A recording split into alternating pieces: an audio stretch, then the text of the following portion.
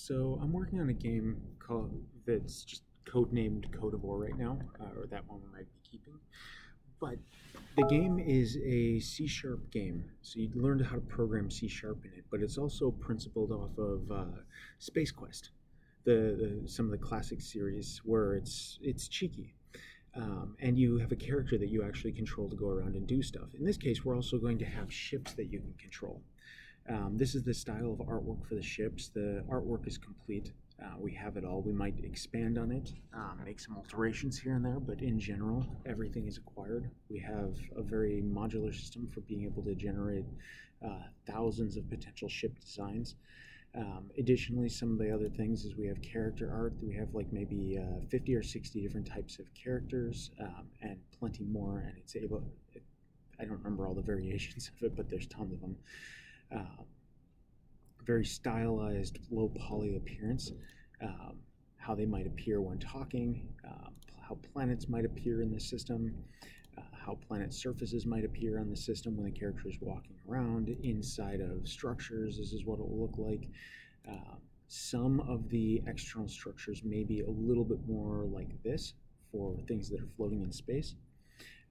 And then, of course, keeping up with the cheekiness, these are the types of explosions that we're going to be seeing and effects.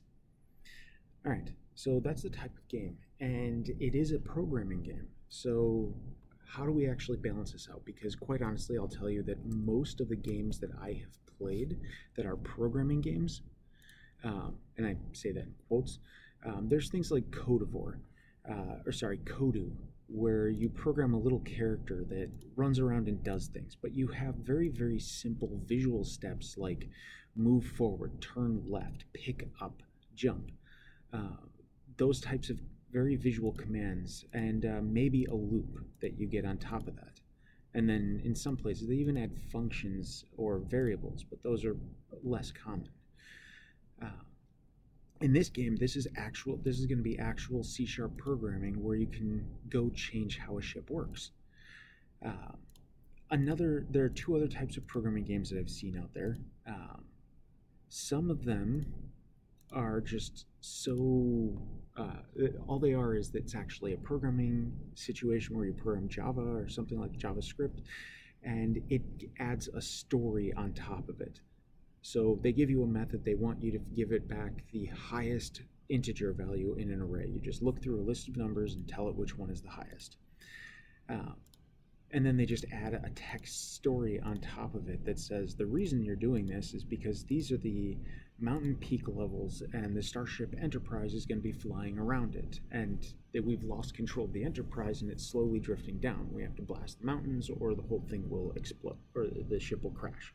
So you need to give us the highest peak at a time so we can blast it. Now it's an interesting story concept, but there's no playability there. You just get a thing at the end indicating that it's done, maybe a paragraph and a little picture. And then the other end of the spectrum is that we have games where you are programming an AI tank, for instance. Now, in some of these ones, it is just the real programming environment. You can do anything you want to, but it's not really a teaching environment as much as a testing environment. So it lets you test code. It lets you test code inside of the system, so you can use it as a learning tool. In this one, my objective is that you are going to be a technician, and you're actually a mechanic, but you're not very good at it, and you get by actually changing the software. So when an engine on a ship starts to malfunction and you only get 40% output out of it, you end up altering the other engine on the other side of the ship so that it will only output a maximum of 40%. That way your ship will now fly straight. It's not as fast, but it works, and it's cheaper than actually replacing the part. So in the game, you'll control a little character who runs around, runs up to a panel and interacts with it. And then, of course, you actually get to see immediately visual effects. So the starship that you're trying to control and fly around, when you fly that around, it's going to actually move. And you get to see, oh, I'm trying to fly straight, but the ship keeps turning to the right, or the ship keeps turning to the left, or it won't move at all. It just has sparks flying out of the back. And you go into the code to make alterations. There's all sorts of different things that we're putting into this. To start out with, we don't want to be a tutorial for learning it. I believe that there's a completely different style for learning programming, just like you learn any other game. To begin with, we'll have multiple choice, where it says, oh, there's a problem with the steering code on the ship. You need to move left or right. You need to pick which one of these pieces of code is actually the right one. The basis of it is that something happened, the system got scrambled, it's trying to restore it. The ship did not want to put that piece of code in place in case it's wrong, and it picks the wrong thing and destroys the ship. So it presents to you three options that it believes were the correct pieces of code for it. You look at the three pieces, and one of them will be very clear that it includes things about the engine, while the other two that it presents to you have absolutely nothing to do with that. One of them might be for braking the system, one of them might be for securing the system or opening the airlock doors. So you pick the one that will be very obvious, like it says the word engine in it. Okay, that's probably the one that messes with the engine, and you get to see the code it puts in. Now when you select it, that doesn't just immediately tell you it's the correct answer. Instead, it puts that text into a text box for you. You can go in there and edit it if you want to, and you can see exactly what that code looks like. And it'll be very small, very simple, and isolated. And then you go fly the ship. Now you can go right back to that code window and edit the code.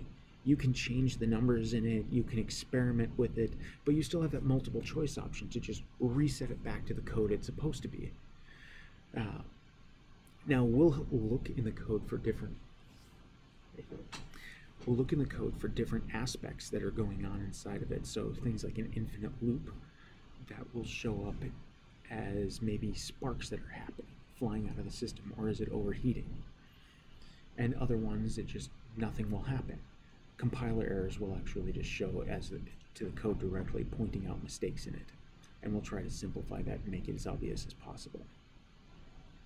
But the objective is really that you get to just start coding by doing it, not by having to sit through tutorials.